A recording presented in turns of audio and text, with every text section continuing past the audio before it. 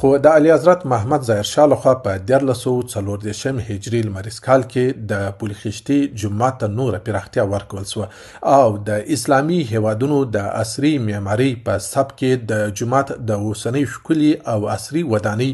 د بنسټ ډبره کېښودل چې د 1345 هجري لمریز کال د اکرب پر 4مه کار بشپړه او پرانیستل شوه. د پلخشتي جومات اوسنۍ ودانۍ چې په 2 پوړه کې جوړه شوې د مینار لوړوالی 2 متره او ګنبده چې آبي رنګ لري 18 متره لوړوالی لري چې د کابل له ډیرو لیرو سیمو څخه معلومیږي.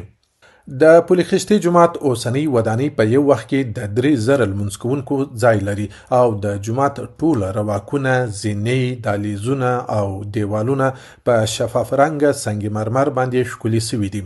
د جومات د لوی ګنبدې په منځ کې یو لوی کوروي شکله قندیل ځوړند